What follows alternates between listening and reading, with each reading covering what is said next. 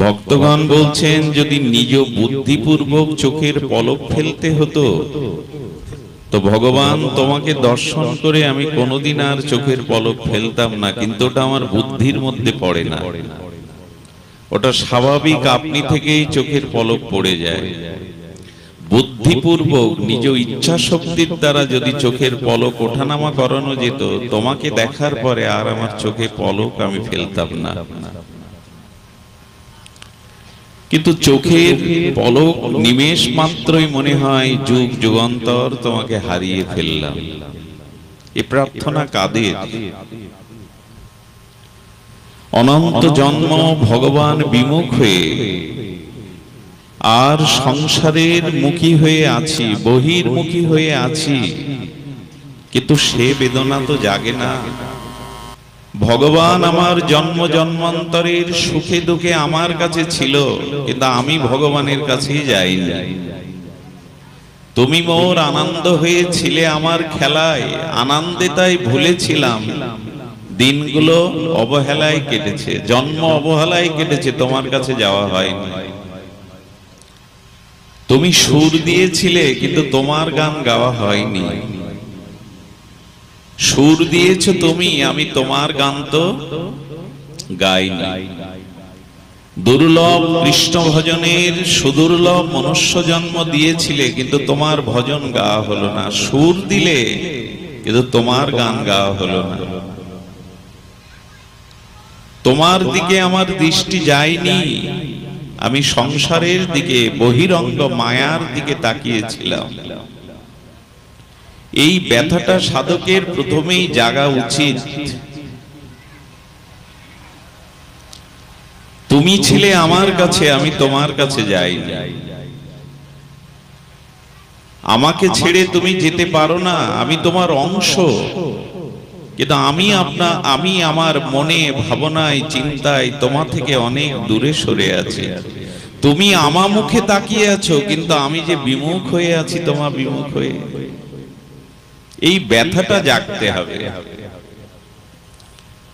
যুগায়িতাং নিমেষণ চক্ষুষা প্রবেশিতাম। নয়নের পলক পড়লেই আর মনে হয় তোমাকে কত যুগ দেখিনি, কত যুগ তোমাকে হারিয়েছি। এই ব্যথা তো জাগা দরকার, কিন্তু ব্যথাই তো নাই আমাদের। এই যে ভগবানকে উপলব্ধি না করা, সাধকের জীবনে এই ব্যথাটা জাগতে হবে, নাহলে ভজন হবে না। দেখুন, মানুষের মধ্যে যে বুদ্ধি, মেধার প্রকাশ, এটা ভগবানের জ্ঞান। আজ এই ভৌতিক জগতে, এই জড় জগতে মানুষ কত মেধার দ্বারা, বুদ্ধির দ্বারা উৎকর্ষ আবিষ্কার করছে। এগুলো কার দান? ভগবানের যে চিৎ চেতনা, সেই চিৎ জ্ঞান, সেই জ্ঞানের দ্বারাই মানুষ ভৌতিক জগতে এই কল্যাণকারী কর্ম করছে। এটি ভগবানের শক্তি প্রকাশ।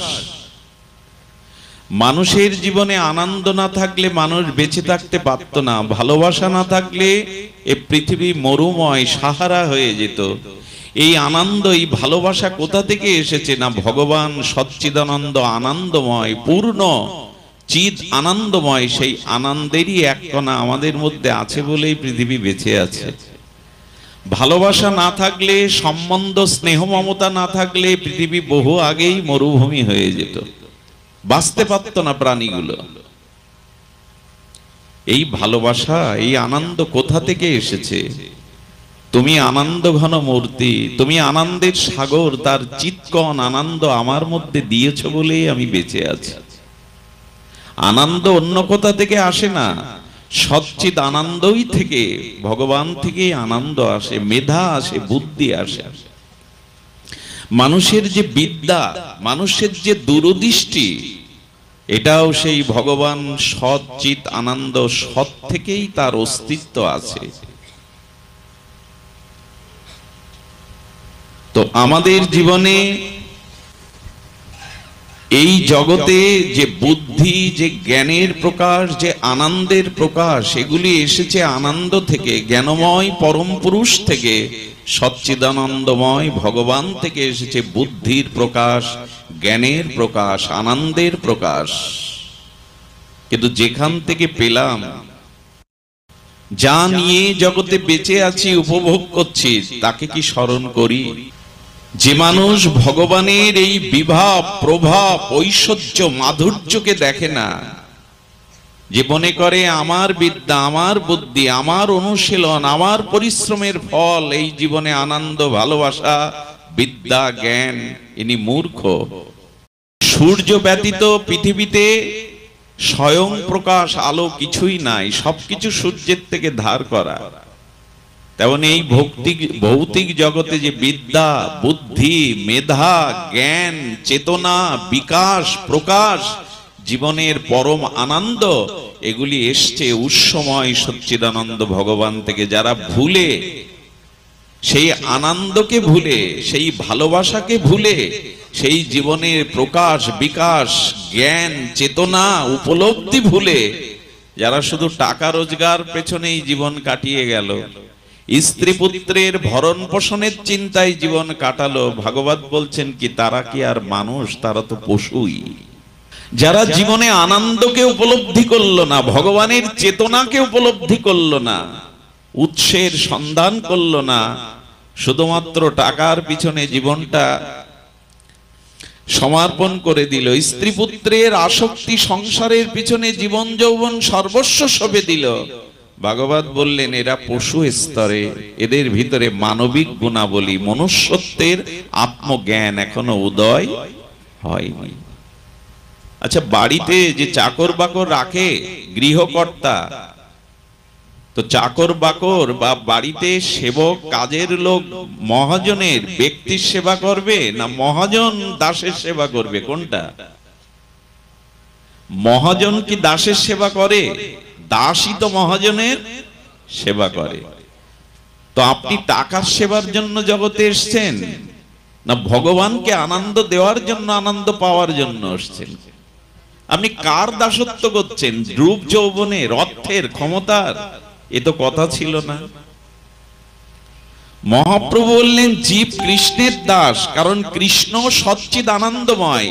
জীব আনন্দ চায়, নিজের বিকাশ চায়, নিজের চেতনা চায়, জ্ঞান চায়, সেগুলি আসে ভগবানের থেকে। তাই ভগবানের দাস হলে প্রভুর ইচ্ছায় সেগুলি পাওয়া যায়। কিন্তু কৃষ্ণ দাস, রাধা দাসী না হয়ে, চৈতন্যের দাসানুদাস না হয়ে তুমি রূপ যৌবনের দাস হয়ে গেছো, তুমি অর্থের দাস হয়ে গেছো।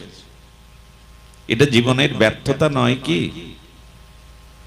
যদি গৃহকর্তা, মালিক, প্রভু যদি দাসের সেবা করে জীবন কাটায়, এটা কি সার্থকতা? দাসই তো প্রভুর সেবা করবে। তা আমরা কৃষ্ণ দাস, ভগবানের অংশ আমরা, তিনি অংশী। সেই ভগবানের সেবা, ভগবত আনন্দ উপলব্ধি না করে বিষয়ের মধ্যে করলাম। টাকা জোগাড় করাটাই জীবনের কি সার্থকতা? মনে পড়ে ভাগবতে বলেছেন অবধূত, যারা খেতি করেন, মানে ক্ষেতের কাজ করেন, কৃষক যারা ধান ফলায়, আগেকার ছোটবেলায় আমরা বিলে যেতাম, তো ধান কেটে আনার পরে কিছু মানুষ আবার ওই খেতে যেত, গিয়ে বড় বড় যে ইঁদুরের চালাগুলো ছিল ওইগুলো খুঁড়তো, করে ওর মধ্যে 20 কেজি 10 কেজি ধানও পেত। মানে ইঁদুরগুলো কেটে কেটে জোগাড় করে ওর মধ্যে, ইঁদুরকে যদি বলো এত কষ্ট করে চালা তৈরি করে জোগাড় করলে অন্য যে নিয়ে গেল। আমাদের জীবনের দশাও তাই। ভজন ভুলে, সাধু সঙ্গ ভুলে, ভগবানের আনন্দ চেতনা ভুলে টাকা শুধু জোগাড় করে গেলাম, মরার পরে দেখলাম ওটা আমার কাজে ইঁদুরের চালা থেকে বের করে নিয়ে গেল। আচ্ছা, মৌমাছি, মধুকর এত কষ্ট করে ফুলে ফুলে বসে মধু সঞ্চয় করলো। মধুকর শতপদ মৌমাছি বলুন তো কত ফুলে ফুলে আর গুঞ্জরিত রাগ রাগিনীর দ্বারা ফুলে ফুলে মধু জোগাড় করলো। মধু কি মৌমাছির ভাগ্যে হয়, না আমরাই কেটে খেয়ে ফেলি? মধু সঞ্চয় করে মধুকর, কিন্তু তার উপভোগ্য হয় কি? এখন মধু সংগ্রহের সপ্তাহ সরকার শুরু করে দিয়েছে, সুন্দরবনের মধু সংগ্রহ সপ্তাহ। তার মানে যে মধুগুলো ওরা ফুলে ফুলে এত কষ্ট করে শিল্পের মতো করে মধু সঞ্চিত করলো, ওটা ওদের উপভোগ্য। তো যারা ভগবানকে ভুলে, আনন্দকে ভুলে, প্রেমানন্দ সাধু সঙ্গ ভুলে, হরি কথা হরি নাম ভজন ভুলে সারা জীবন সংসারের কামনা বাসনা অর্থ সঞ্চয় করলো, তাদেরও দুর্দশা তাই। যাদের রেখে গেল তারা নেশা করে, জুয়া খেলে, আনন্দ ভর্তি করে সেই অর্থ আপনার সঞ্চিত অর্থ নষ্ট করলো। এটা জীবনে ব্যর্থতা ছাড়া সফলতা কোথায়? সফলতা কোথায়? এই জন্য ভজন করতে এসেছো, আনন্দ পেতে এসেছো। জীবনটা, মনুষ্য জন্মটা আনন্দময়, প্রেমানন্দময়। সেই আনন্দ বঞ্চিত কেন তুমি? জ্ঞান বঞ্চিত কেন? চেতনা বঞ্চিত কেন? কারণ সূর্যমুখী হওয়ার কথা ছিল সূর্যমুখী ফুলকে, কিন্তু সূর্য বিমুখ হয়ে আছে। আমরা আনন্দ বিমুখ, আমরা সংসারমুখী হয়ে, কামনামুখী হয়ে, দেহমুখী হয়ে সেই আনন্দ চেতনা সচ্চিদানন্দ ভগবানে বিমুখ হয়ে গেছে।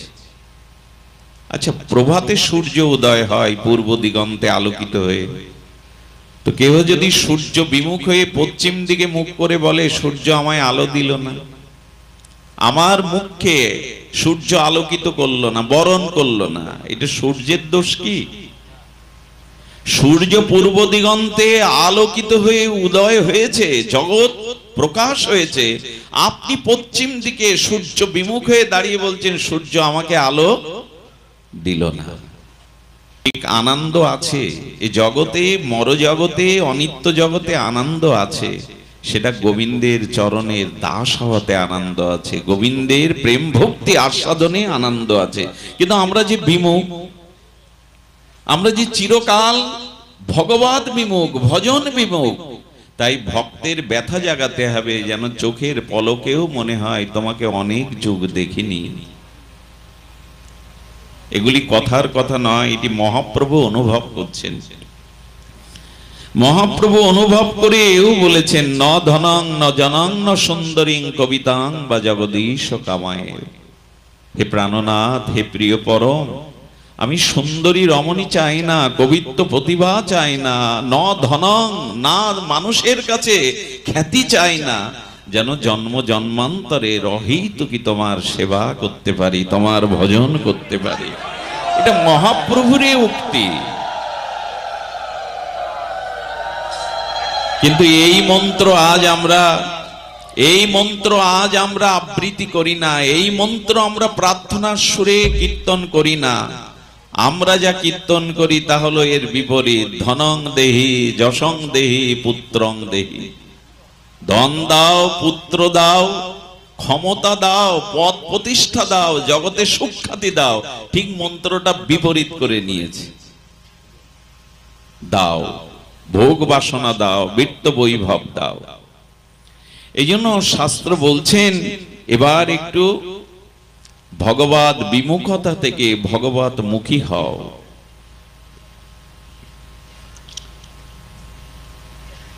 তো আমরা আমাদের জীবনে, আচ্ছা আমি ভগবত মুখী বিমুখী হয়ে আছি, আমি চেতনা হারা, চৈতন্য হারা, প্রজ্ঞা হারা, কিন্তু দোষ দিয়ে কি?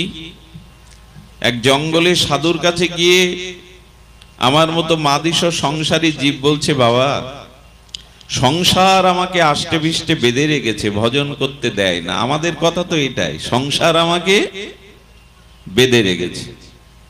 তো বাবাজি মহারাজ একটু হাসলেন, বলে আপনি হাসলেন এই কথা শুনে? বলে তুমি আমার সাথে এসো, আমি উত্তরটা দিচ্ছি তোমায়। এই সাধু মহাত্মা আশ্রমের জঙ্গলের একটা গাছের শাখাকে এভাবে হাত দিয়ে জড়িয়ে ধরে ঝুলছে আর বলছে, কে কোথায় আছো? গাছ আমাকে ধরে রেখেছে, ছাড়িয়ে নাও। কে কোথায় আছো? গাছ আমাকে ধরে রেখেছে, ছাড়িয়ে নাও। তো যে ব্যক্তি বলেছিল সংসার আমাকে ধরে রেখেছে, আসতে দেয় না, সে বলছে, বাবাজি আপনার স্মৃতিশক্তি নষ্ট হয়ে গেছে। গাছ কাউকে ধরে রাখে? আপনিই তো গাছকে ধরে রেখে বলছেন গাছ আমাকে ধরেছে, ছাড়িয়ে নাও। বাবাজি বললেন, উত্তরটা তোমারও, ওই সংসার কাউকে ধরে রাখে না, তুমি সংসারকে ধরে রেখেছো। ছেড়ে দিলেই তো হয়।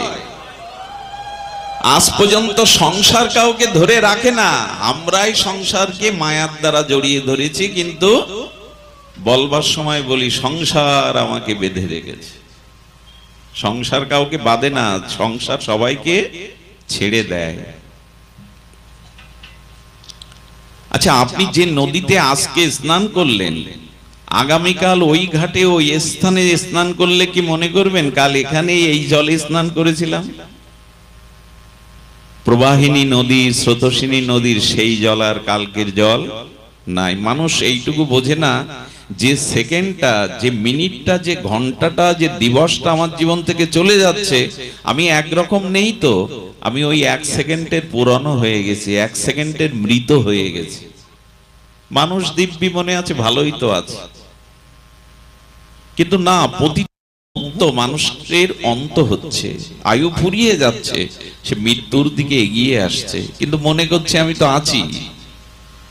আজ পর্যন্ত সংসার কাউকে ধরে রাখেনি, রাখলে আমাদের শৈশবটা আমরা ধরে রাখতে পারতাম। পেরেছে কি শিশুকালটা, কৈশোরকাল ধরে রাখতে পেরেছি কেউ? সংসার আমাকে ঠেলে দিচ্ছে, এখানে থাকবার জায়গা না, এই জন্য তুমি যুবক হবে, পৌঢ় হবে, বার্ধক্য হবে। সংসারের যে চুলটা পেয়েছিলাম, কালো চুল, আর কত শোভা ছিল, এটা পেকে যাচ্ছে, উঠে যাচ্ছে, মানে কি সংসারের বস্তুই ছেড়ে দিতে চাচ্ছে। আমি আগলে ধরে বলছি সংসার আমাকে বেঁধে রেখেছে। এটা মোহ, অজ্ঞানতারই কথা। সংসার কাউকে বেঁধে রাখে না, তুমি সংসারকে মোহমায়ায় আঁকড়ে ধরে আছো। এই জন্য বলছেন যে দেখো, তোমার বিকার হচ্ছে, জগতে সবকিছু বিকারগ্রস্ত হয়, কিন্তু তুমি বদলাও না। তোমার যে সত্তা, আত্মা, এটি বদলায় না। তোমার বিকার হচ্ছে, সংসারের বিকার হচ্ছে, সংসার সবকিছু ছেড়ে দিচ্ছে। আমার মনে হয় কি জানেন, আমরা বড্ড চালাক হয়ে গেছি, বুদ্ধিমান না। চালাকটা এই কারণে বলছি, কথাটা পূর্বেও বলেছি, ভগবান আমাদেরকে মাঝে মাঝে নোটিশ পাঠায়, সময় ফুরিয়ে আসছে, আমার চরণে চলে এসো, স্বরূপে নিজ আলায়ে চলে এসো। মানুষের জীবনে ভগবানের তরফ থেকে প্রথম নোটিশটা আসে কানের পাশে চুল পাকে, 2 কানের পাশে দেখবেন আগে 2-4টে চুল পেকে যায়। ভগবান বললেন সময় ফুরিয়ে আসছে, এই আমার প্রথম নোটিশ, স্বধামে ফিরে এসো। আমরা ভগবানকে নোটিশ সই করি না, নোটিশ ফিরিয়ে দিয়ে বলি চুল কালি করে নেব। তুমি কি করবে? নোটিশ মানলাম না, চুল কালি করে। 80 বছরের বৃদ্ধও চুল কালি করে। কেন করে ঠিক আমি জানি না, অ্যালার্জির দোষ আছে তাও করে। কেন করে জানি না। আমার মনে হয় তার এখনো পিপাসা মেটেনি, না আমি বৃদ্ধ হইনি, আমার এখনো ভোগ বাসনা শেষ হয়নি, এই জন্যই দেয়। নাহলে চুল কালি করবে কেন? নোটিশ ফিরিয়ে দেয়। এরপরে চোখের দৃষ্টি কমে আসে, ভগবানের দ্বিতীয় নোটিশ ফিরিয়ে দিয়ে বলি লেন্স পরাবো, বড় ফ্রেমের চশমা নেব, পাওয়ার আলা চশমা। দাঁত চলে যায়, কারো কারো চামড়া তো শিথিল হয়ে যায়, তো প্লাস্টিক সার্জারি আছে, দাঁত বাঁধিয়ে নেব। নোটিশ ফেরাতে ফেরাতে ভগবান বললেন যেদিন অরেন পাঠাবো না, জমকে পাঠাবো, সেদিন আর তুমি নোটিশ ফেরাতে পারবে না। মৃত্যুটা তো তোমার যে কোনো সময় আসবে, যে কোনো সময় আসবে। নোটিশ কতবার ফেরাবে তুমি? আমি অরেন্ট যেদিন পাঠাবো, জমকে পাঠাবো, সেদিন কোনো কিছুই খাটবে না তোমার। এই জন্য জম তো আছেই, মৃত্যু কখন আসবে জানা নেই। এই জন্য মানুষকে সতর্ক হতে বলা হচ্ছে যে তোমার সত্তাকে তুমি উপলব্ধি করো। একটা কথা বলি, এই পৃথিবীতে আজ সব থেকে যেটা সমস্যা আমার মনে হয় মানুষের, সেটা হলো মানুষ অন্যকে দেখে, নিজেকে দেখে না। কথাটা কি বলা হলো? অন্য কে কি করছে, অন্যের কি স্বভাব, অন্য কি বলে, কি খায়, কি করে, সবকিছুর অন্যকে দেখে, কিন্তু একবার নিজের দিকে চেয়ে দেখে না আমার স্বরূপে কি আছে, কে আমি। দেখুন, নিজেকে দেখতে হয়। বাইরেটা দেখে আমি মাঝে মাঝে কারো উন্নতি দেখলে, কারো কল্যাণ দেখলে, এই ভৌতিক জগতে কারো উন্নতি, কারো কল্যাণ, কারো রূপশ্রী সবকিছু দেখি বটে, কিন্তু একটা জিনিস জানবেন, এই পৃথিবীতে কোনো প্রাণী, কোনো জীবের মধ্যে সম্পূর্ণ 16 আনা অসুন্দর নাই। মাধুর্য, সৌন্দর্য ভগবান প্রত্যেক প্রাণীর মধ্যে কিছু না কিছু দিয়েছে। ওইটা দেখতে শুরু করুন, তাহলে নিজের প্রতি শ্রদ্ধা আসবে, নিজের প্রতি ভালো লাগা আসবে এবং নিজের প্রতি বিশ্বাস আসবে। স্বামী বিবেকানন্দ বলেছিলেন যে নিজেকে শ্রদ্ধা করতে পারে না, যে নিজেকে সম্মান করতে পারে না, যে নিজের মধ্যে কোনো আনন্দকে, নিজের মধ্যে কোনো গুণকে খুঁজে পায় না, উনি বলে গেলেন সেই ঈশ্বরকেও বিশ্বাস করে না, সেই ঈশ্বরের ভিতরেও সৌন্দর্য দেখে না, যে নিজের মধ্যে সৌন্দর্যকে না দেখে। আপনি যদি আপনাকে শ্রদ্ধা না করতে পারেন, আপনি ঈশ্বরকে শ্রদ্ধা করেন, তখন মিথ্যা বলা হয়ে যাবে। যে যার নিজের প্রতি বিশ্বাস নেই সে কখনো ঈশ্বরকে বিশ্বাস করতে পারে না। যে নিজের মধ্যে সুন্দর কিছু অবলোকন না করে সে অন্যের মধ্যেও ভালো কিছু দেখতে পাবে না। এখন নিজের ভালোটা কি করে দেখতে হবে, এটাই একটু জ্ঞাতব্য বিষয়। আচ্ছা, কোকিলকে যদি বলেন তুমি এত কালো, তোমার গায়ের রং এত কালো, কোকিল বললেন কালোটা দেখছো কেন, কণ্ঠস্বরটা দেখছো না, আমার গুণটা দেখো।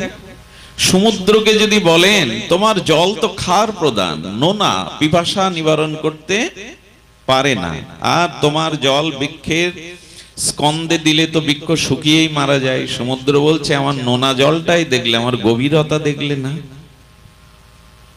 সব বস্তুর মধ্যে ঈশ্বর কোনো না কোনো, কারণ ঈশ্বর থেকেই সব সৃষ্টি, তো যেহেতু আনন্দ থেকে, পরমানন্দ থেকে, মাধুর্য থেকে সব সৃষ্টি, তাহলে তার মধ্যে তো মাধুর্য থাকতেই হবে। এখন নিজের প্রতি মানুষের শ্রদ্ধা বিশ্বাস হারিয়ে গেছে, এই জন্য জগতে এত মন্দির, এত বিগ্রহ, এত বৃন্দাবন, এত গঙ্গা, এত গ্রন্থ, এত হরিনামের মধ্যেও সে খুঁজে পাচ্ছে না, কারণ নিজের মহত্বকে, নিজের সৌন্দর্যকে সে দেখতে পাচ্ছে না। দেখুন, যার দাঁত সুদর্শন নয়, সুন্দর নয়, যার চোখ সুন্দর নয়, যার নাসিকা বাঁকা, এ যখন আয়নার সামনে দাঁড়ায় তখন ও কি খোঁজে জানেন না, আমার ঠোঁটটা সুন্দর নাই কিন্তু নাকটা সুন্দর, কোনো না কোনো সুন্দর সে খুঁজতে থাকে। অন্যের মতো আমার গায়ের রংটা সুন্দর না হলে আমার মনটা সুন্দর। এইভাবে নিজের ভিতরে কোনো সৌন্দর্যকে দেখতে থাকুন। সৌন্দর্যকে দেখা মানে ঈশ্বরকেই দেখা, তার মাধুর্যকেই দেখা। যদি নিজেকে শ্রদ্ধা না করতে পারেন, নিজেকে সুন্দর না মনে করতে পারেন, জগতের কোথাও আপনি কোনো সুন্দর দেখতে পাবেন না। আমার মনে পড়ে, এটা কিছুটা হাসির কথা, সত্য কিনা জানি না, পেপারে দেখেছিলাম। জব্বলপুর, ইন্ডিয়ায় জব্বলপুরে এক ব্যক্তি গাভীকে সবুজ ঘাস দিলে খেত, কিন্তু কুটো দিলে খেত না। তো এই গরুটাকে সে কি করবে, সবসময় ঘাস পাওয়া যাবে কি? তো বুদ্ধি করলো, বড় মোটা এই গরুর চোখের চশমা চলে আর হলো সবুজ রঙের, আর ওই কুটোর ওপরে ঘাসের যে সেন্ট ওইটা দিয়ে দিত। এখনো দেখছে সবুজ, আবার সেন্ট পাচ্ছেও ঘাসের, তখন খাওয়া শুরু করলো। কি বুদ্ধি রে বাবা! গরু ঘাস খায়, সবুজ ঘাস, কিন্তু কুটো খায় না। বলি এই দেব কি করে, জোগাড় করবো? ও বিজ্ঞানীর বুদ্ধি খাটিয়েছে, মনস্কতা খাটিয়েছে। সবুজ বড় করে কাছে চড় এনে বেঁধে দিয়েছে গরুরে, আর ওই ঘাসের ওই মানে কুটোর উপরে ঘাসের সেন্ট দিয়ে দিয়েছে। গরু তখন দিব্যি খাচ্ছে। আমার মনে হয় নিজের চোখটা অনুরাগে নিজের ভিতরে কোনো সৌন্দর্যকে আবিষ্কার করুন। আর ঈশ্বর সব প্রাণীর মধ্যে কোনো না কোনো মাধুর্য দিয়েছে। চিনি দ্বারা নির্মিত মিষ্টি পুতুলের হাত পা থাকে, তোর হাত পার মধ্যেও মিষ্টি। তো চিনি দ্বারা যে পুতুল তৈরি হয় ঢালাই করে মিষ্টান্ন, ওর হাতে পায়ে যেখানে চুষবেন ওইখানে আনন্দ। ঐশ্বর্য, মাধুর্যময়, প্রীতিময়, আনন্দময়, সচ্চিদানন্দময় ভগবান, তিনি যাদের সৃষ্টি করেছেন কোনো না কোনো গুণ তার মধ্যে দিয়েই দিয়েছেন। তো সেই গুণটা আমাদের অন্বেষণ করতে বাকি আছে। সেই গুণটা, সেই মাধুর্যটা যদি আপনি আপনার মধ্যে দেখেন, এভাবে নিজেকে নষ্ট করতে পারবেন না। আপনি কোনোদিন নিজেকে নষ্ট করতে পারবেন না। এই জন্য আমাদের এই বিকারময় সংসারে, এই বিকারগ্রস্তময় সংসারে একটা নিবেদন করব। বিকার কিন্তু হচ্ছে, বিকৃতি কিন্তু হচ্ছে, সবকিছু ধ্বংসের দিকে যাচ্ছে। আপনি সেই সৌন্দর্যকে যদি একবার ধরতে পারেন, তাহলে এই বিকার আপনার মনোসংযোগের চিড় ধরাতে পারবে না, আপনাকে অসুন্দরের পথে নিয়ে যেতে পারবে না। বিকার কারে বলে? বিকার বলে বস্তু তত্ত্ব অভিন্ন থেকেও যখন অন্য রূপ নেয় তাকে বলে বিকৃতি বা বিকার। সতত্ত্বতা অন্যতা প্রকার বিকার। বিকার মানে কেমন জানেন? দুধটা যদি একটু অম্ল যোগ দেন তাকে দধি হয়ে যায়, দুধ থেকেই তো দই হয়। কিন্তু যখন দই পান করেন তখন কি দুধ পান করেন? দুধ পান করি কি? দইয়ের ক্রিয়া দুধের ক্রিয়া এক কি? আচ্ছা, দুধ ঘরে 2 দিন রেখে দিলেন, ফ্রিজেই রাখলেন, কিন্তু 3-4 দিন পর রাখার পরে বা বাইরে বের করে 1 দিন রেখে দিলে দেখবেন ওটা বিকৃতি হয়ে গেছে, অন্য আকার ধারণ করেছে, বিকার হয়ে গেছে। এখন এমন দুর্গন্ধ হয়েছে ওই দুটার পানের উপযোগী নয়। কিন্তু দুধটা কেটে গেছে, টক হয়ে গেছে, ফেলে দিতে যাচ্ছেন। একজন জ্ঞানী ব্যক্তি বলল, না, যেহেতু দুধ উৎকৃষ্ট, গাভীমার অনন্য অবদান, অমৃত, জগতের অমৃত দুগ্ধকে ফেলে দিও না, ওকে কাজে লাগাও, কারণ ওর মধ্যে এখনো কিছু বিকার ঘটিয়ে ওকে আস্বাদন করা যাবে, এখনো ওর মধ্যে সৌন্দর্য নষ্ট হয়নি। দুধটা জ্বালিয়ে ছানা করে নিন। যে দুধটা দুর্গন্ধ হয়ে গেছে, নষ্ট হয়ে গেছে, ওইটা জ্বালালে, কেটে দিলে কি হবে? না হবে, তখন কিন্তু ওটা কিছুটা আস্বাদন করা যাবে। তো এই জীবনে ঠিক তদুপরি আমি মনে করছি যে আমার দ্বারা ভজন হবে না, আমি জীবনে কত অন্যায় কত পাপ করেছি, আমার সুকৃতি নাই, আমার ভজন নাই, সাধু সঙ্গ নাই, বিষয় নিয়ে মেতে আছি, এমন নয়। ওই দুধটা ফেলে দিয়েন না, যেটা বিকার হয়ে গেছে, নষ্ট হয়ে গেছে, ফেলে দিয়েন না। সাধু সঙ্গ, হরি কথা, ভগবানের ভজনের দ্বারা ওই বিকারগ্রস্ত দুধটা আবার সানা করে নিন, সানা করে নিন। আমি একটা অনুরোধ করব আজ আপনাদের, একবার উলোধনী দিন, একবার একটা অনুরোধ করব, সবকিছুর মধ্যে একটু সুন্দরকে দেখতে শুরু করুন, আপনার জীবনটা অজান্তেই সুন্দর হয়ে যাবে। একটা দৃষ্টান্ত দেই। মহাত্মা গান্ধী, উনি এলাহাবাদ থেকে কোথায় যাচ্ছেন তখন, তো উনি জানেন যে সাধারণ কামরাতেই উঠতেন ট্রেনে। তো সাধারণ কামরাতে উনি পত্র পত্রিকা পড়ছেন, ওইখানে এক অহংকারী ধনী ব্যক্তি উঠেছে ওই কামরায়। তিনি মহাত্মা কি গে জানতেন না, যিনি মহাত্মা গান্ধী। ধ্যান দিয়ে শুনুন। তো উনি ওই শেঠ ধনী ভদ্রলোক অহংকারী পান চিবাতে চিবাতে থুতুটা ট্রেনের মধ্যেই ফেলছেন। মহাত্মা গান্ধী প্রথমে দেখলেন ওনার দিকে না, থুতুর দিকে। উনি যে পেপার পড়ছিলেন ওইটা ছিঁড়ে নিজে হাতে পরিষ্কার করে ফেলে দিলেন।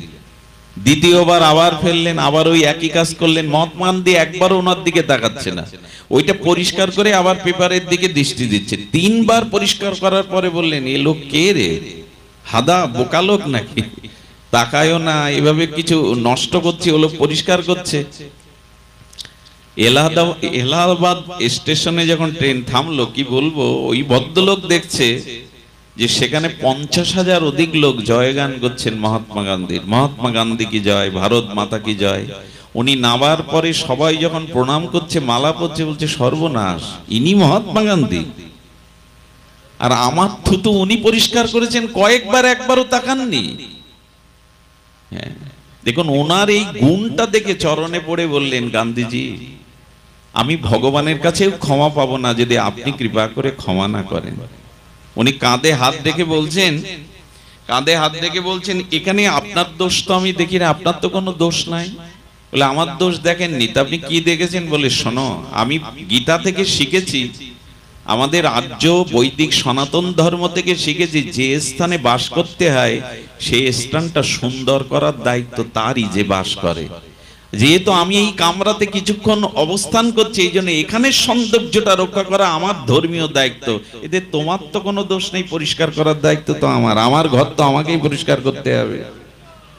চিন্তা করা যায়, লোকটা সেই দিন থেকে গান্ধীজির আদর্শ গ্রহণ করেছিলেন।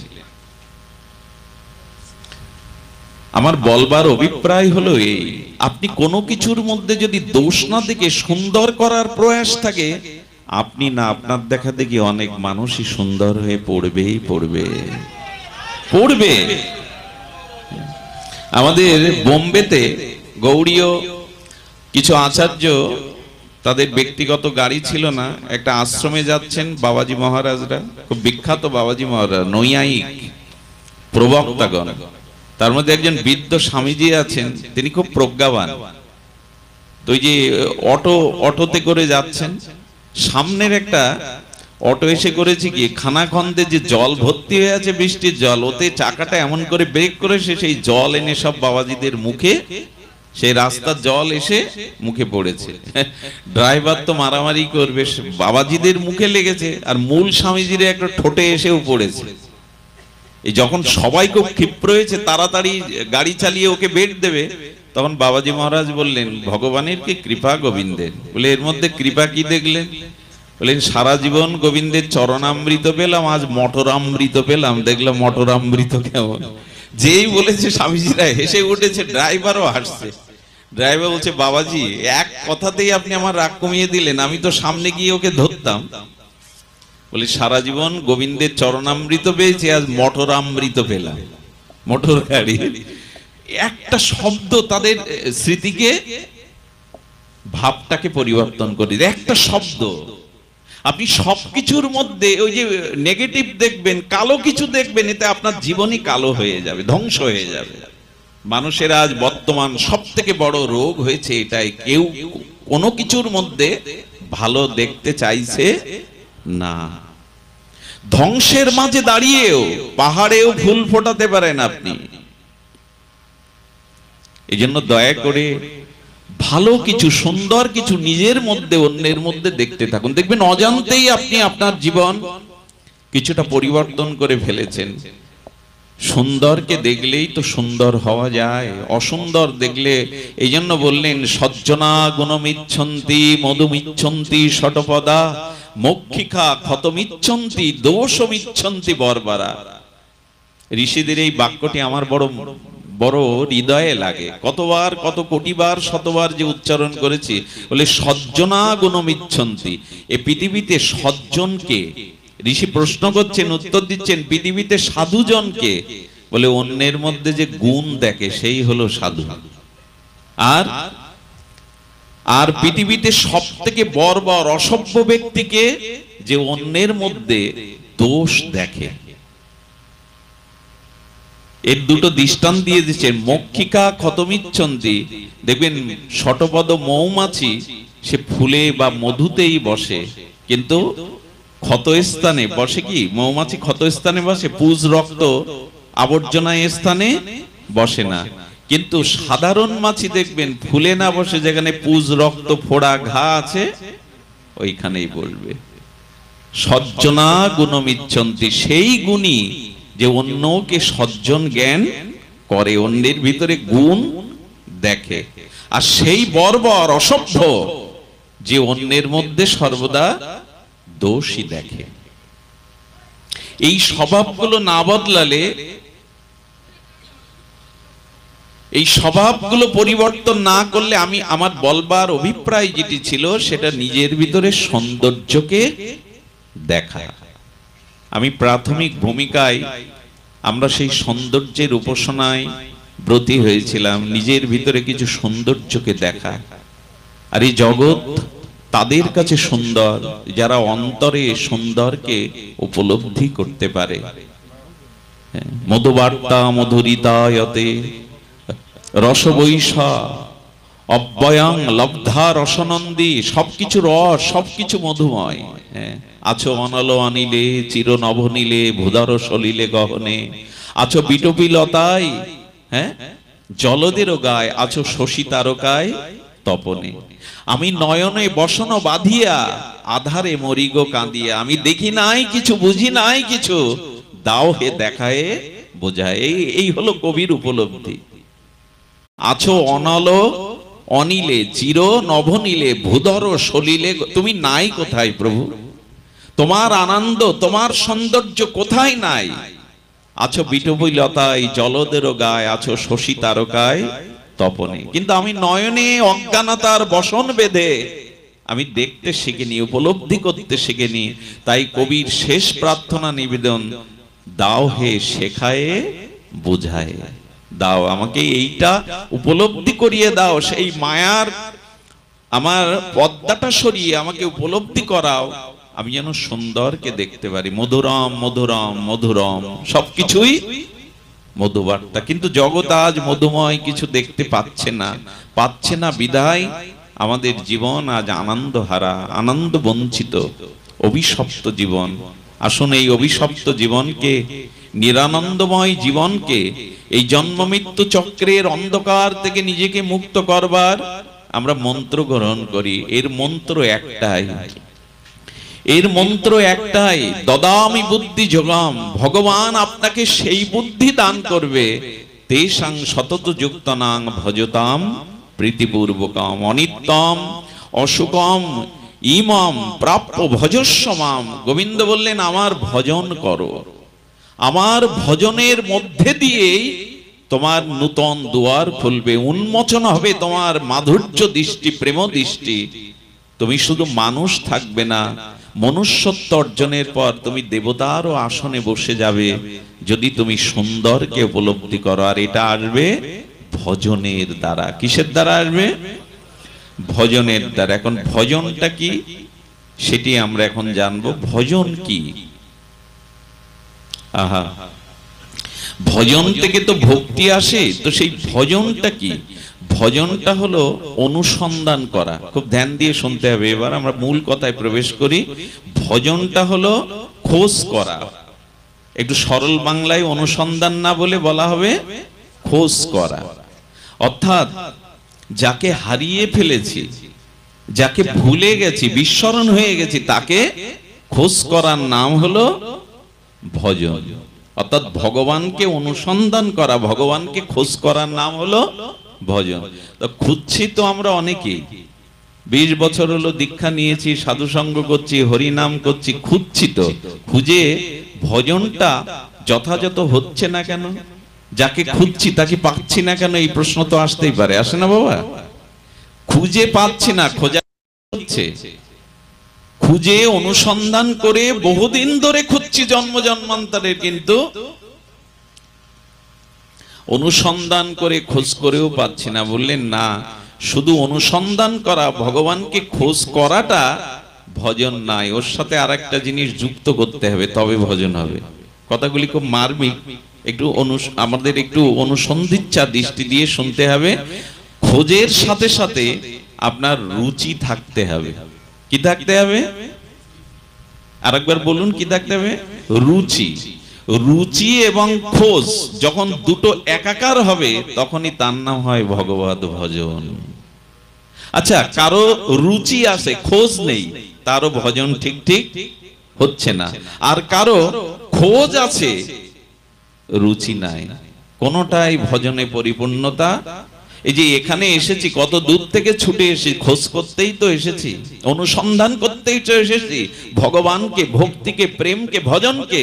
কিন্তু এখানে এসে ঘুমালাম, মানে রুচি নাই। এখানে পাঁপড় ভাজা খেলাম, বাদাম খেলাম, আত্মীয়র সাথে গল্প করলাম, বসে বা বাড়ির গল্প সামাজিক করলাম, অনেকে নিদ্রাও এসে গেছে, ঘুমও এসে গেছে। আচ্ছা, প্রেম বস্তুটা সাবধান করে দেয় মানুষকে। যার ভিতরে প্রেম আছে সে সাবধানে, যে প্রেম ভালোবাসে জগতে, জাগতিক ভালোবাসা প্রেম যার মধ্যে আছে, সে সতর্ক হয় না, আমার এই কথা যেন কেউ না জানে, আমার এই বাক্য যেন কেউ না শোনে, এই দৃশ্য যেন কেউ না দেখে, সাবধান হয় না। তো যার ভজন আছে, প্রকৃত খোঁজ আছে, সে তো সাবধান হবে। এখানে সে ঘুমাতে পারে না, এখানে সে অন্যমনস্ক হতে পারে না। প্রেম যার আছে সে সর্বদা সতর্ক থাকে, সাবধান থাকে।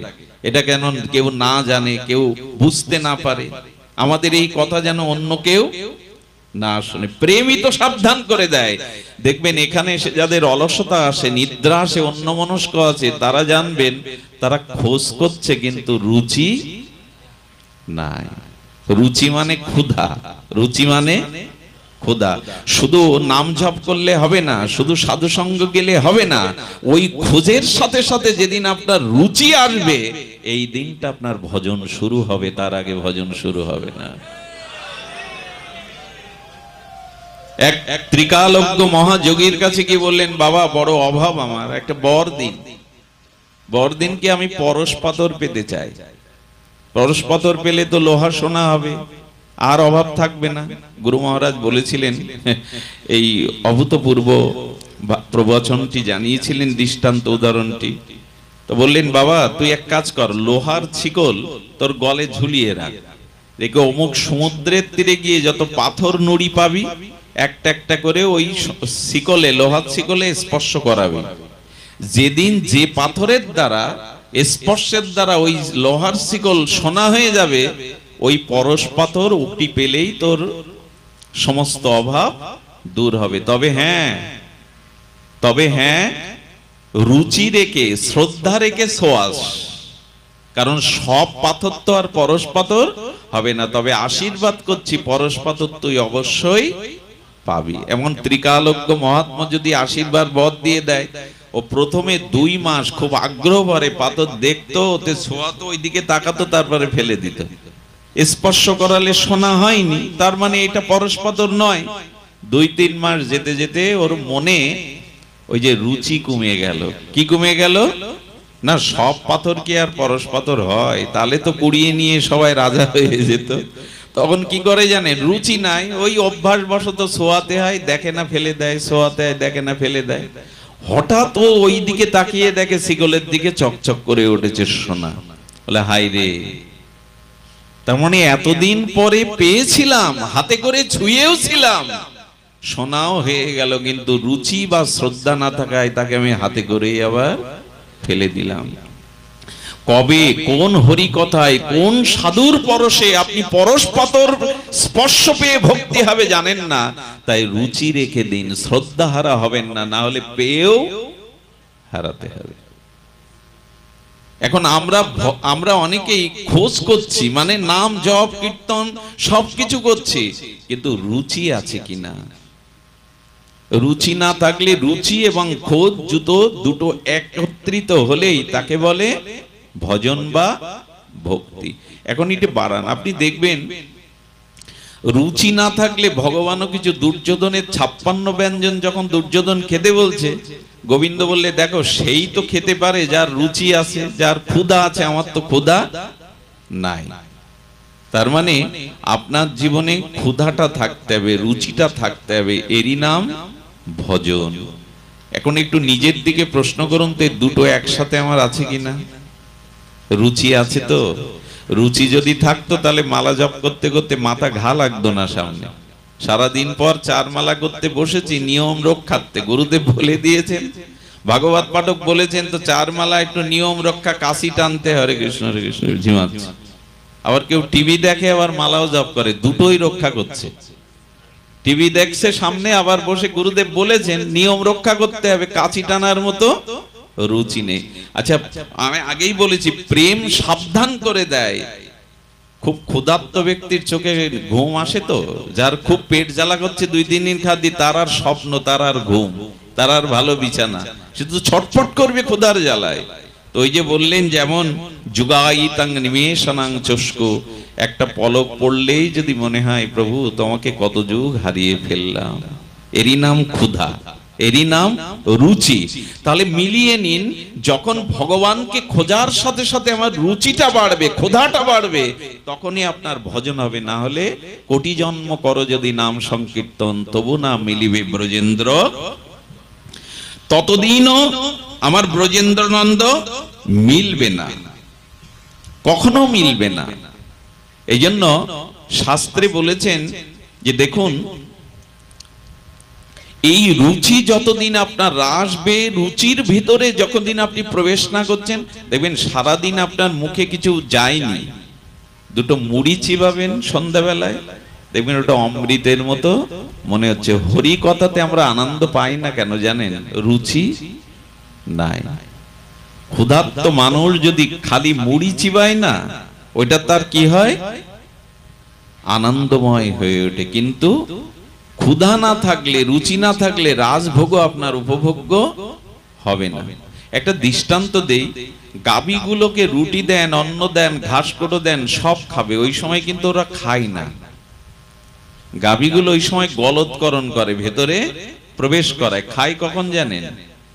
যখন গোয়ালে আসেন, একটা গাছের ছায়াতে বেঁধে রাখেন, তখন ও ধীরে ধীরে মাটিতে দেহটাকে লুটিয়ে দেয়, দিয়ে ওই যে গলৎকরণ যে ঘাস কুটো খেয়েছিল ওগুলো পুনরায় আবার মুখের কাছে নিয়ে আসে, যাকে বাংলায় কি বলে, জাগর কাটা বলে। তখনই কি হয় জানেন, ওই যখন জাগর কাটে, জাগর কাটলে দেখবেন ওর মুখের মধ্যে একটা ফেনা তৈরি হয়। লক্ষ্য করেছেন? যারা গাভী পোষেন তারাই জানেন, ওই ফেনাটাই হলো রস। ওই রসটা যখন ওই যে খাদ্যের সাথে পুনঃচর্বণ করে, ওই চর্বণে রসটা মিশেই তখনই সে আহারের প্রকৃত আস্বাদনটা তখনই পায়। এর আগে সে গলৎকরণ করে কিন্তু আস্বাদন পায় না। যেদিন রুচির দ্বারা, ক্ষুধার দ্বারা আপনার ভিতরে ভক্তি রস খরিত হবে, সেই দিন হরিকথা আনন্দ পাবেন, সেই দিন হরিকথাতে আপনার প্রেম বিগলিত হবে, সেই দিন আপনি রস পাবেন, আনন্দ পাবেন। আচ্ছা, লক্ষ্য করেছেন, যে খাদ্যে যত রস আছে সেই খাদ্য তত আস্বাদন হয়। জিলিপিটা কড়াইতে তেল থেকে তুলে যদি আর এক কড়াইতে না দেয়, ওটা খেতে পারবেন, আনন্দ পাবেন? রসে তো ডোবানো হয়নি। রসে ডোবানো হয়েছে? হয়নি। তো তার মানে আপনার ভিতরে যদি ওই যে ভক্তির রসটা খরিত না হয়, ক্ষুধাটা আস্বাদনিত না হয়, রস খরিত না হয়, তখনই আস্বাদন হবে না। আমাদের ওই শুনতে হয়, শুনছি, আমি বলতে হয় বলে যাচ্ছি, আর আপনি শুনছেন তো শুনতেন, কই রসসিক্ত হলো কই, ওটাকে রসময় হলো কই? তাহলে খোঁজ এবং রুচি যদি একত্রিত হয়, সেক্ষেত্রে ভজন বা ভক্তি হবে। কিন্তু ভক্তিতে থেমে থাকলে হবে না, ভক্তির পরে আসবে প্রেম। এইখানটাই আজকের কিছু বলার অভিলাষ করছি। ভক্তিটা, আচ্ছা, এই যে আমটা ধরছে এখন বৈশাখে, আমটা কি কাঁচা থাকলেই পরিপূর্ণ হবে? কি চান গাছের আম? পরিপক্ক হোক। কারণ এখন যেটা কালো দেখাচ্ছে ওটা গৌর বরণ হবে কবে? এখন যেটা শক্ত সেটা নির্মল হবে কবে, নরম হবে কবে? এখন যেটা টক লাগছে মিষ্টি হবে কবে? তেমন ভক্তিটা প্রেম হবে কবে? আমাদের অনেকের ভক্তি আছে, নামে রুচি আছে, কিন্তু প্রেম হবে কবে? আর প্রয়োজন হলো এই প্রেম। প্রয়োজন কি? এই প্রেম। মহাপ্রভু বলছেন প্রয়োজন হলো প্রেম। এখন ভক্তি কি করে প্রেম হয় সেটাই জানতে হবে। ভজন মানে আমরা আগে জানলাম, ভক্তি মানে জানলাম রুচি এবং খোঁজ, এই দুটো মিলে হলো ভজন বা ভক্তি। ভক্তিটা প্রেম হবে কি করে? ভক্তিটা প্রেম তখনই হবে যখন ওই ভক্তি বস্তুর প্রতি আপনার গাঢ় মমতা আসবে। শব্দটা আবার কি আসবে? মমতা। কোন বস্তুর প্রতি যদি মমতা না আসে তাহলে জানবেন প্রেম এখনো আসেনি। এই যে গাঢ় আবেশ, গাঢ় মমতা, মমতার দৃষ্টান্ত যদি দিতে হয় তো গাভী মাতার দৃষ্টান্ত দিতে হয়। বহুবার শুনেছেন, গাভী যখন বৎস প্রসব করে, গাভী মা, গাভীর বাছুর হয় না, বাছুরটা হওয়ার পরে কি ওর গায়ে থাকে অমেধ্য লালা, লালাগুলো থাকে না, আবার ধুলাতে কি থাকে, সমস্ত ধুলাবালি ওর গায়ে ওই লালার সাথে জড়িয়ে দেয়। গাভী মার দিকে একবার লক্ষ্য করেছেন? কত ব্যগ্র ভাবে, কত ব্যাকুলতা ভাবে ওই লালাগুলো, ধুলো ময়লাগুলো চেটে চেটে কি ফেলে দেয়? কি করে মা? খেয়ে ফেলে। এটা খাচ্ছে কেন? এই যে লালাগুলো, ধুলোবালিগুলো চেটে চেটে এমন পরিষ্কার করে, আমরা সাবান দিয়েও বাছুরটাকে অত পরিষ্কার করতে, তারপরে দেখবেন ওকে উঠে দাঁড় করাবার জন্য কত চেষ্টা করে। উঠে দাঁড় করাবে কেন জানেন? ওর বাটের মধ্যে দুগ্ধটা তখন ওকে দেওয়ার জন্য, ওকে খাওয়ানোর জন্য বড় ব্যাকুল হয়ে যায়, না ওঠাবার চেষ্টা করে। একটা গাভীর মধ্যে এই যে তার লালাগুলি, ময়লাগুলো চেটে চেটে সে খেয়ে ফেলছে নিজের মধ্যে, তাকে জিহ্বা দিয়ে, স্নেহ দিয়ে ল্যাস নেড়ে বারবার চেষ্টা করছে তুলবার, এবং বাটে শক্ত বাটটা নরম হয়ে দুগ্ধটার মুখে যাচ্ছে। একটা গাভী, একটা পশুর মধ্যে এটা কেন জানেন? কারণ বাচ্চার প্রতি ওর মমতা জন্মেছে, ওর মমতাটা জন্মেছে। মমতা কেমন জিনিস জানেন? মমতা যদি না আসে রসখরিত, মমতা থেকে স্নেহ হয়, আর স্নেহ থেকে রস হয়। আচ্ছা, কোন পুরুষের বুকের রক্ত দুধ হতে দেখেছেন? পুরুষের বুকের রক্ত কখনো দুধ হতে দেখেছেন? কিন্তু মা যখন তার গর্ভে সন্তান আসে, বুকের রক্তটা দুধ হয় কি করে, ব্যাখ্যাটা দিন আমায়। সন্তান গর্ভে এসেছে, বুকের দুধটা, এই দুধের রক্তটা দুধে রূপান্তরিত হয়। কারণ কি জানেন? অতিরিক্ত মমতা যেখানে হয় ওখানে স্নেহ আসে, আর স্নেহ মমতার কারণে বুকের রক্ত মাঝে মাঝে দুধে রূপান্তরিত হয়ে যায়। এই জন্য ভগবানের জন্য যখন আপনার খুব গাঢ় মমতা আসবে, স্নেহ আসবে, এরই নাম প্রেম। একটু নিজের দিকে তাকিয়ে প্রশ্ন করি তো, আমার দিকে এটা আছে তো ভগবানের প্রতি? তা যদি থাকতো, আমার শোয়ার ঘরে দুটো fan, ceiling fan, table fan, কিন্তু গোবিন্দের ওখানে কোনো বাতাসের ব্যবস্থা নাই। এদিকে মমতা বলে, আসক্তি বলে। একটা শিশু আর মলমূত্র ত্যাগ করে, মা খেতে বসেছে, সেই মলমূত্র সন্তানকে সে নিজের খাওয়া বন্ধ করে মুছিয়ে কোলে নিয়ে নেয়। সারাদিন পর মা খেতে বসেছে। এগুলো কেন হয়? কেন হয়? কারণ সন্তানের প্রতি তার মমত্ব বোধ আসে আর স্নেহ করিতে হয়। এই জন্য মায়ের বুকে রক্ত দুধ হয়, আর শিশু টানলে অমৃত দুগ্ধ চলে আসে। কিন্তু না, সিরিজ দিয়ে টানলে রক্ত আসবে দুধ, কারণ সিরিঞ্জের প্রতি মায়ের মমতা নাই। আছে কি? আচ্ছা, মায়ের বুকে যদি একটা যোগ দিয়ে দেয়া হয়, যোগ মানে যারা রক্ত চষে, ওই যদি স্তনে দেয়া হয়, দুধ টানবে তো? যোগ আসবে কি মা? কি আসবে? কারণ ওর প্রতি তার মমতাটা নাই। কথাটা আমি পরিষ্কার করতে পারলাম না, অধিক রাত হয়েছে, আপনাদের অলসতা আসতে পারে, কিন্তু যতদিন ভগবানের প্রতি আপনার গাঢ় স্নেহ বা মমতা না আসছে, ততদিন জানবেন প্রেম আপনার মতরে আসেনি। মমতাটা, এই যে গাঢ় মমতা, গাঢ় আসক্তি, স্নেহ করিতে হবে। এই জন্য দেখবেন, যশোদা মা যখন কুরুক্ষেত্রে গেল, প্রভার যজ্ঞে গেল, তখন নারদ বলছেন দেবকীও এসেছে, যশোদা এসেছে, আগে কে কোলে নেবে কৃষ্ণকে? একই তো কৃষ্ণ, দুইজন মা। বুঝতে পারছো মায়েরা? যশোদা এবং দেবকী আগে কৃষ্ণকে কোলে নিতে যাচ্ছে। নারদ বলছে একই সাথে তো দুইজন কোলে নিতে পারবে না মা, তোমরা এখানে বসো, আমি 100টা কাপড়ের পর্দা তোমাদের বুকে দিয়ে দিচ্ছি। কৃষ্ণের বাৎসল্য স্নেহ মমতা ভেবে যার বুকের দুগ্ধটা 100টা কাপড় ভেদ করে গোবিন্দের দিকে আগে যাবে, সেই আগে কোলে নেবে। এছাড়া নারদ কোনো উপায় পাচ্ছে না। দেবকী তখন চিন্তা করছেন, কৃষ্ণ তো আমার গর্ভে এসেছিল, যখন কৃষ্ণ জন্ম নিল দেবকীর উদারে, দেবকী বলছেন আমার বুকের দুধই আগে 100 পদ্মা ভেদ করবে, কারণ গর্ভে তো যশোদা ধরেনি, আমি ধরেছি। যেই এই গর্ভে এলো, অভিমান এলো, দেবকীর স্তনের খরিত দুগ্ধ 50টি কাপড় ভেদ করতে পেরেছিল। কিন্তু যশোদা কাঁদছে, গোপাল আমি তো তোকে গর্ভে ধারণ করিনি বাবা, আমি তো তোকে শুধু প্রতিপালন করেছি, আমি তো তোর সত্যিকারের মা নই গোপাল, কিন্তু ছোটবেলা থেকে তুই আমার জীবন সর্বস্ব। এই অশ্রু জলে মমতায় স্নেহে যখন কাঁদছে, তখন যশোদার বুকের দুগ্ধটা 100 কাপড় ভেদ করে কৃষ্ণর দিকে স্রোত ছুটে চলল। সঙ্গে সঙ্গে যশোদা কোলে এসে গোপাল পড়ল, যদিও পরে দেবকীর কোলে গিয়েছিলেন। এই হলো মমতা, এই হলো আসক্তি। দেখবেন ছোট্ট বিড়ালের বাচ্চাটাকে বিড়াল কিভাবে আর ঘাড় মোটকে নিয়ে 10 বার স্থান পরিবর্তন করে, কারণ ও যাতে ভালো থাকে, সুখে থাকে।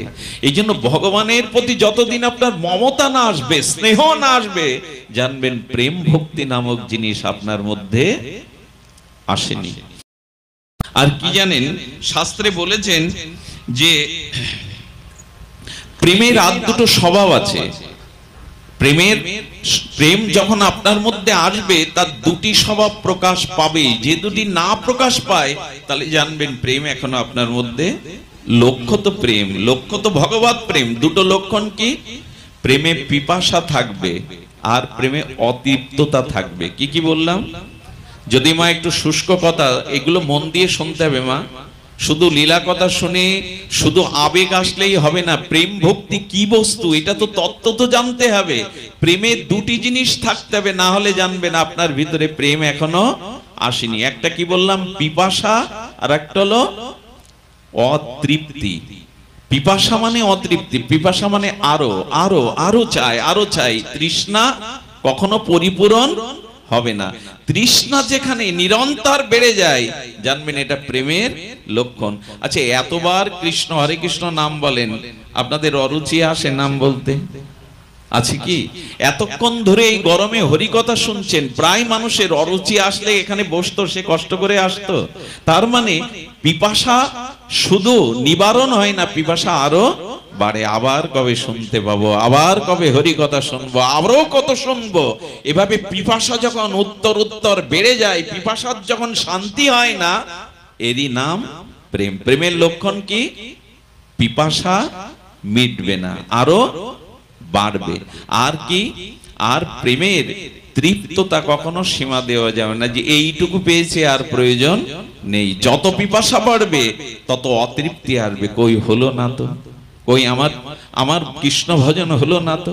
মহাপ্রভু জগন্নাথকে দর্শন করছেন পুরীতে, জগন্নাথকে দর্শন করতে করতে মহাপ্রভুর প্রেমবাড়ি হয়ে পায়ে পড়ে মাটিগুলো ভিজে যাচ্ছে। শুধু কি তাই, প্রভু এমন করে কাঁদতেন যে চোখের জল একটা নালা তৈরি হয়ে গেল, একটা খাল তৈরি হয়ে গেল। প্রভু দাঁড়িয়ে দাঁড়িয়ে দেখছেন জগন্নাথকে। গোবিন্দ দাস বলছে, প্রভু আর কতকাল দেখবে বিগ্রহকে, এসো মুখে কিছু দাও। মহাপ্রভু হাত ইশারা করে বললেন, গোবিন্দ আরেকটু দেখতে দাও, আমার প্রাণনাথকে আরেকটু দেখতে। ওই যে পিপাসা মিটছে না। স্বয়ং মহাপ্রভু জগন্নাথকে দেখতে দেখতে চোখের জলে নালা তৈরি হয়ে গেল, খাল তৈরি হয়ে গেল। বারবার তাকিয়ে থাকে, বারবার তাকিয়ে থাকে, কিন্তু পিপাসা মিটে না। যদি হরিকথা শুনে মনে করেন না আর কেন, আর এই তো অনেক হলো, এই তো অনেক শুনেছি, আর কেন, জানবেন প্রেম আপনার মধ্যে আসেনি। শিশু সন্তানের দিকে মা কতবার তাকায়, সারা জীবন তাকায়, তবু কি পিপাসা মেটে? মায়ে পিপাসা মেটে না। মারা গেলে ছবিটা বুকে নিয়ে অন্তরালে দেখে, আর চোখে দেখার তৃষ্ণা মেটে না। যেখানে তৃষ্ণা মিটে যাবে, জানবেন ওখানে প্রেম আসেনি, প্রেম এখনো আপনাকে ধরা দেয়নি। আর অতৃপ্ত প্রেমে থাকে অতৃপ্তি, অর্থাৎ বারবার বারবার আস্বাদন করেও আপনার ভিতরে তৃপ্তি আসবে না। এই জন্য মহাপ্রভু বারবার বলতেন, গোবিন্দ আরেকটু দেখতে দাও, আরেকটু দেখতে দাও। জগন্নাথকে কি দেখছেন মহাপ্রভু? না রাধা বিরোহিনী হয়ে অমনি করেই তিনি তার শ্যাম সুন্দরকে দেখছেন, তার তৃষ্ণা নিবারণ হয় না। তাহলে প্রেমের দুটি লক্ষণ কি? একটি পিপাসা উত্তর উত্তর বাড়বে, পিপাসা নিবারিত হবে না, আর অতৃপ্ত থাকতে হবে না। কালকে তো হরি কথায় গিয়েছিলাম, আজ আর যাওয়ার কি দরকার? তার মানে জানবেন আপনার তৃপ্তিতা এসে গেছে। হরিনাম তো কাল 16 মালা করেছে, আজ কি করার কি দরকার? না, এরকম যদি জানেন যে তৃপ্তি হয়ে গেছে, জানবেন ওখানে প্রেম নেই। প্রেমের স্বভাব কেমন জানেন? সূর্য যখন অস্ত যায়, পশ্চিম দিগন্তে দেখবেন অস্তগামী সূর্যের দিকে মুহুমুহু রং বদলায়, বিচিত্র রঙের সমার মুহুমুহ। প্রেমে তেমনি নিত্য নূতন পিপাসা বাড়ায়, নিত্য নূতন করে তার অতৃপ্ততা আসে। এই জন্য রাধারানী বলেছিলেন, কোটি আঁখি দিল না বিধি, দিল মাত্র দুই, তার মধ্যে নিমেষ দিল কি দেখিব মই। বিধাতাকে গালি দিচ্ছেন গোপীরা, গালি দিয়ে বলছেন, বিধাতা তুমি রসজ্ঞ নও, তুমি সৃজন জানো না। এমন গোবিন্দ মাধুর্য রূপ দেখতে দুটো চোখ দিলে কেন, কোটি আঁখি দিলে না? দেখুন ওদের পিপাসাটা দেখুন, ওদের অতৃপ্তটা দেখুন। বলছে দুটো আঁখিতে এই রূপ দেখে কি পিপাসা মেটে? কেন কোটি আঁখি দিলে না বিধি? আর যদি কোটি আঁখি নাই দিলে, দুটো আঁখি দিলে, মাঝখানে পলক কেন দিলে? পলক পড়লেই তো হারিয়ে বসি থাকে। কতটা অতৃপ্তি হলে এ কথা বলা যায়, কতটা পিপাসা বুকে থাকলে এ কথা বলা যায়। এই জন্য পিপাসা জাগে। আমাদের পিপাসা নেই, আমাদের ব্যাকুলতা নেই। ব্যাকুলতা হলেই তবে প্রেম। শুনুন সেই ঘটনা। মোগল আমল তখন, দিল্লির মাজনাদে মোগলদের শাসন তখন। সেই মোগলের যিনি রাজা, মোগলের যিনি তখন বাদশাহ, তিনি গিয়েছিলেন আমাদের দক্ষিণ ভারতে। আমাদের কি বলবো, দক্ষিণ ভারতে গিয়ে গোবিন্দ বিগ্রহ দেখে ওনার যে শাহজাদি ছিল, শাহজাদি বলল আমি খেলার জন্য ওই মূর্তিটা নেব। বাদশার মেয়ে যদি শাহজাদি বলে, বাদশাহ কি করবে? তখন তো মন্দির ভাঙা হচ্ছে, বিগ্রহ লুট হচ্ছে, বলে ওইটাকে নিয়ে নাও, গাড়িতে তুলে নাও। গাড়িতে যখন তুলে নিল, এই দিল্লির আর মোগল সম্রাটের এই শাহজাদি ওকে নিয়ে খেলা শুরু করলো। খেলে, ওকে নিয়ে খেলে, আনন্দ করো, পুতুল ভেবেই খেলে। এই খেলতে খেলতে তার আসক্তি নিল, তার আসক্তি এমন জন্ম নিল, লক্ষ্য করুন, খেলতে খেলতে আসক্তি এমন জন্ম নিল যে ওই ঘুমের মধ্যেও, বিছানার মধ্যে ওকে বুকে জড়িয়ে ঘুমায়। কি বলবো, লীলাটা বড় মাধুর্যময়। প্রেম কাকে বলে, পিপাসা কাকে বলে। কিন্তু 2 মাস যেতে না যেতে গোবিন্দ স্বপ্ন দেখাচ্ছেন, কাকে জানেন? রামানুজাচার্যকে। রামানুজাচার্য স্বপ্নতে বলছেন, কিরে আমাকে খেলনা মনে করে ওখানে খেলছে, আর তুমি নির্বিবাদে ঘুমাচ্ছ আমাকে ভুলে। বলে প্রভু কি করব? রামানুজাচার্যকে বললেন, যাও গিয়ে আমাকে নিয়ে এনে এখানে প্রতিষ্ঠা করে আবার সেবা পূজা করো। আমাকে তো তারা খেলনা ভেবেই খেলছে শাহজাদি। যেই স্বপ্ন দেখলেন 1000 শিষ্যকে নিয়ে, তাও সন্ন্যাসী শিষ্য, এই জগৎগুরু রামানুজাচার্য আসলেন দিল্লির বাদশার ওখানে।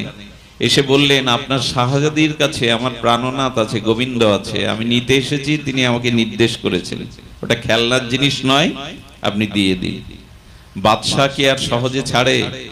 বাদশাহ বলছে, ওটা আমার শাহজাদির অত্যন্ত প্রিয়, ওকে নিয়ে খেলা করে, ওকে দিতে পারবো না। তবে হ্যাঁ, আপনাকে যদি আপনার ওই গোপাল বিগ্রহ, আপনার গোবিন্দ স্বপ্ন দেখিয়ে থাকে, তো আপনারাই তো পাঠে বলেন, শাস্ত্রে বলেন, সাক্ষাৎ বিগ্রহ, উনি প্রতিমা নন। তো উনি আপনার কাছে যদি ঘর থেকে হেঁটে এসে আপনার কাছে আসে, তাহলে আপনি নিয়ে যেতে পারেন, আর যদি না আসে আপনি বিদায় নেন। কত বড় পরীক্ষায় ফেলেছে রামানুজাচার্যকে। বলেন, বিগ্রহ তো আপনাদের কাছে সাক্ষাৎ ভগবান সচ্চিদানন্দ, যদি হেঁটে আসে আপনি নিয়ে যান, আপত্তি নেই, কিন্তু আহ্বান করেও যদি না আসে, তখন ওর দিকে আর হাত বাড়িয়েন না, আপনি কেটে পড়ুন, এই 1000 সন্ন্যাসী নিয়ে কেটে পড়ুন। রামানুজাচার্য ধ্যানস্থ হলেন, প্রিয় দেবতাকে বললেন, 700 কিলোমিটার পায়ে হেঁটে এসেছি এখানে, আমরা ক্ষুধার্ত অপেক্ষা করছি, এবার দায়িত্ব তোমার, তুমি চলে এসো। গোবিন্দ তখন মনে, মানে ওনার সমাধি যোগে তখন বলছেন, এটা কলিযুগ, এটা দাপার যুগ না যে আমি বিগ্রহ রূপে হাঁটবো, চেয়ে চেয়ে খাবো। এ কলিতে আমি এভাবে প্রকট হই না, তুমি আমাকে ঘর থেকে নিয়ে এসো, আমি আসতে পারবো না। রামানুজাচার্য তখন ধ্যান ছেড়ে তেড়ে উঠেছে মারবে বলে। হ্যাঁ, স্বপ্ন দেখিয়ে এখানে এনে ছেলে খেলা করা হচ্ছে। হ্যাঁ, আমাকে আনলে তুমি কষ্ট পাচ্ছ, আর এখন বলছো আমি হেঁটে আসতে পারি না। তুমি কি কাঠ, তুমি কি ধাতু, তুমি বিগ্রহ? এখনই বলছি চলে এসো, না হলে আমি চললাম। পিতা যেমন সন্তানকে হাত তোলে না, গোবিন্দের চোখে জল এসে গেছে, আমার পিতার মতো শাসন করছে। সঙ্গে সঙ্গে শাহজাদির ঘর থেকে বিগ্রহ পায়ে হেঁটে সকলের সামনে, বাদশার সামনে এসে রামানুজের কোলে উঠল বিগ্রহ, রামানুজাচার্যের কোলে উঠল। বাদশাহ বিস্ময় প্রকাশ করে দেখলেন, এ কি সম্ভব, এ কি সম্ভব? বাদশার মুখ নিচু হলো, বললেন, নিয়ে যান আপনার বিগ্রহকে। এনে মন্দিরে প্রতিষ্ঠা করলেন। কি বলবো আপনাদের, এর 1 মাসের মধ্যে শাহজাদিকে নিয়ে দিল্লীশ্বর বাদশাহ চলে এসেছে। এসে রামানুজার কাছে হাত জোড় করে বললেন, রামানুজাচার্য, হে আচার্য, আমার খুব প্রিয়, প্রাণের প্রিয় আমার শাহজাদি, আজকে 7 দিন সে মুখে অন্ন দেয়নি, আপনি ওকে বাঁচান, ওকে একবার ওকে দেখান, ওকে ছাড়া ও বাঁচবে না। আমি জানি না ভেতরে ভেতরে ও ওকে অতটা ভালোবেসে ফেলেছে, রাত দিন কাঁদছে, রাত দিন কাঁদছে, আপনি ওকে কৃপা করে একটু দেখতেন। রামানুজাচার্য বললেন, মন্দিরের ভেতরে উঠতে পারবে না, বাহির থেকে দেখে দেখুক। ওর কাছে আমরা যেতে দিতে পারি না, বিগ্রহ প্রতিষ্ঠা হয়েছে, তবে যদি দেখতে যদি চাই, মেয়েটার দিকে রামানুজাচার্য দেখিয়ে দেখছেন, ওর সে দৃষ্টি নাই, আগের দৃষ্টি নাই, যেন আগুনে পুড়লে যেমন হয়, পুড়ে গেছে। 1 সপ্তাহ সে মুখে কিছু দেয়নি। সম্রাট বাধ্য হয়ে এসেছেন, কিরে কিরে মা, দেখবি? যখন সামনে পর্দাটা উন্মুক্ত করেছে, সঙ্গে সঙ্গে দেখার সাথে সাথে শুধু একটাই বলেছিল, তোমাকে ছাড়া আমি থাকতে পারবো না, আমাকে নিয়ে নাও। যেই হাত বাড়িয়েছে, শাহজাদি ওখানেই পড়ে প্রাণ ত্যাগ করেছে। গোবিন্দ চিরদিনের মতো তাকে নিজের করে নিয়ে নিলেন। সঙ্গে সঙ্গে প্রাণ ত্যাগ করেছে, সঙ্গে সঙ্গে প্রাণ ত্যাগ করেছে। রামানুজাচার্য দাঁড়িয়ে দাঁড়িয়ে কাঁদছে। দাঁড়িয়ে দাঁড়িয়ে কাঁদছে, বলছেন মারে সারাটা জীবন ভজন করলাম, সারাটা জীবন তাকে সেবা করলাম, কিন্তু এত অনুরাগ তোর। কি করলো জানেন? দক্ষিণে সেই মন্দির এখনো আছে, ওই শাহজাদের মূর্তি গোবিন্দ মূর্তির পাশে তৈরি করা হয়, সেখানে পূজা হয় এবং বছরে পাঠানদের বেশ ধরে আজও গোবিন্দকে ওর সাথে বিবাহর উৎসব পালন করা হয়। আজও সেই মন্দিরে বিবাহ উৎসব পালন করা হয়। একে বলে ভগবানকে ভালোবাসা। 7টা দিন সে ঘুমাতে পারেনি। আচ্ছা, তার রামানুজাচার্য বুঝেছিলেন ও ভগবানকে গ্রহণ করুক আর না করুক, ভগবান ওকে চিরদিনের মতো গ্রহণ করে নিয়েছে। ভগবান ওকে চিরদিনের মতো গ্রহণ করে নিয়েছে। আপনি ভগবানকে দেখে কি করবেন? যেদিন ভগবান আপনার দিকে তাকাবে, প্রেম ভরা হৃদয়ে তাকাবে, সেদিন আর আপনাকে দূরে রাখবে না। সে আপনাকে আর সে দূরে রাখতে পারে না, গ্রহণ করে নেবে। এই জন্য বলি, ভালোবাসাটা, হৃদয়ের যে ব্যাকুলতাটা তাকে দিন। ব্যাকুলতা ছাড়া পাওয়া যাবে না এখানে। কুম্ভনাথ দেখুন, কুম্ভনাথজি পরম গোবিন্দের সখা, আমাদের শ্রীনাথজির সখা।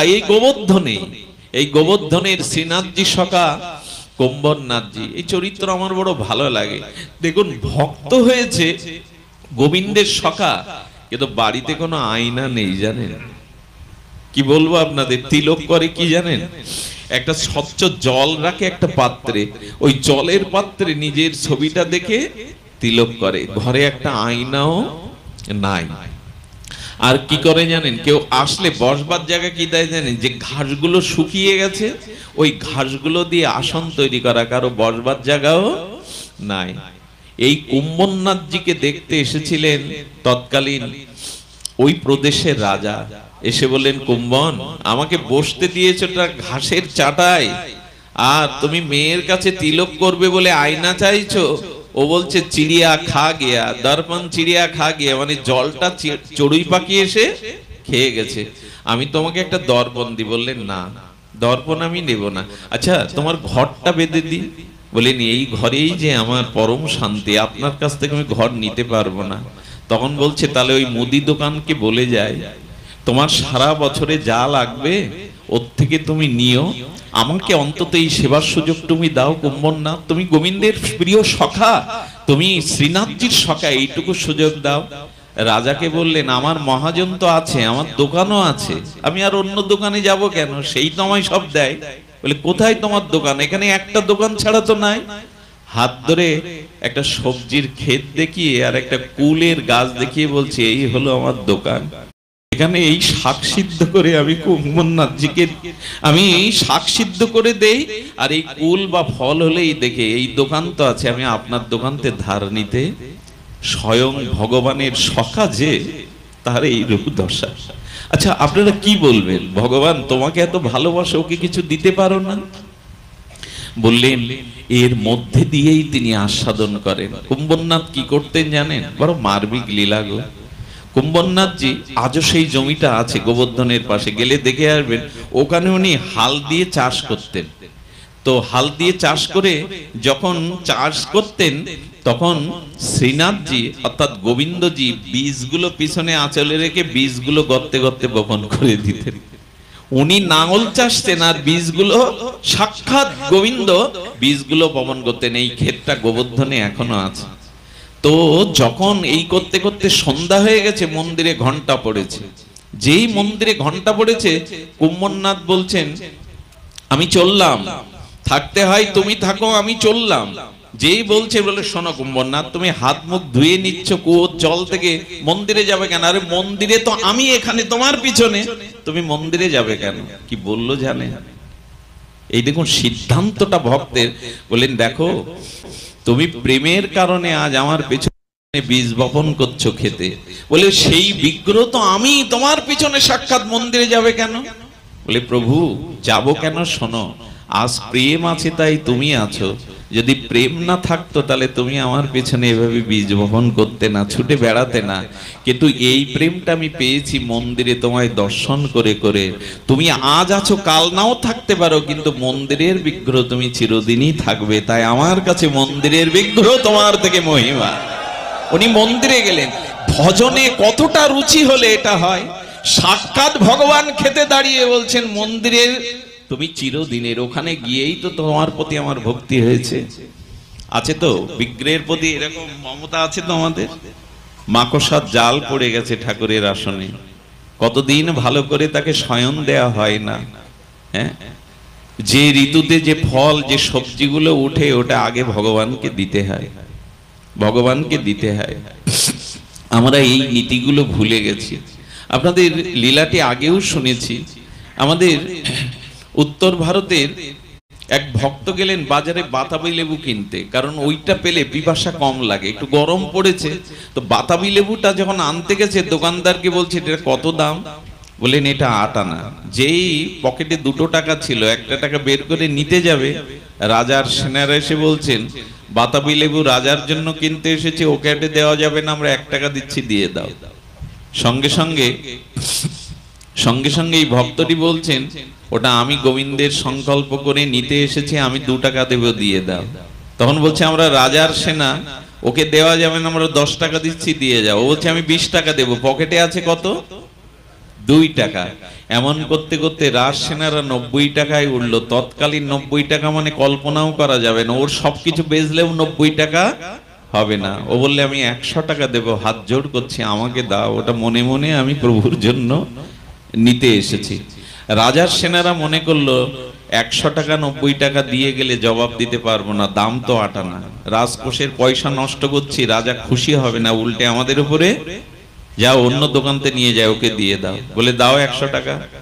হাত জোর করে বললেন গো ফলটা কিছুক্ষণের জন্য রেখে দাও, বেচবে না, আমি আসছি টাকা নিয়ে। কি বলবো, ঘরের যে চাদর ছিল, নিজের ব্যবহারের যে বস্তুগুলো ছিল, সবকিছু বিক্রি করে 100 টাকা নিয়ে আর দোকানদারের কাছ থেকে ওটা নিয়ে এলো। এনে ভান্ডার ঘরে রেখে পূজারীকে বলছেন গোবিন্দের মধ্যাহ্নকালীন ভোগের পরে এই ফলটা আজকে সেবায় দেবে।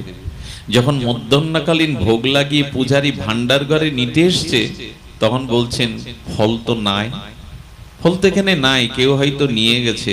উনি আছাড় খেয়ে পড়লেন। কেন জানেন, আমরা হলে বলতাম এত টাকা ব্যয় করে এত কিছু করে আনলাম, হ্যাঁ, কিন্তু উনি চিন্তা করছেন তোমার সেবায় লাগলো না, 100 টাকা বা সব ছেড়েছে এটাই না, তোমার সেবায় লাগলো না, আমার কোনো অপরাধ আছে গো, আমার সেবা তুমি নেবে না, তাই তো? এই জন্য আর সেবায় লাগলো না। পূজারী মন্দিরে হাতে তালি দিয়ে যেই পদ্মাটা উন্মুক্ত করেছেন, চিৎকার করে বলছেন দেখে যাও দেখে যাও। সবাই মন্দিরে গিয়ে দেখলো গোবিন্দ হাতে করেই ফলটা নিয়ে দাঁড়িয়ে আছেন, হাতে করেই ফলটা নিয়ে দাঁড়িয়ে আছেন। গোবিন্দের আর তর্স হয়নি, ওই মন নিয়ে যখনই এনেছে গোবিন্দ চুরি করেই ফলটা আগে থেকে নিয়ে নিয়েছে। জগতে দেখালে ভালোবাসা যার আছে না, আমি তার কাছ থেকে কেড়েও নেই। ভালোবাসা যার আছে, এই জন্য মমতা আনো।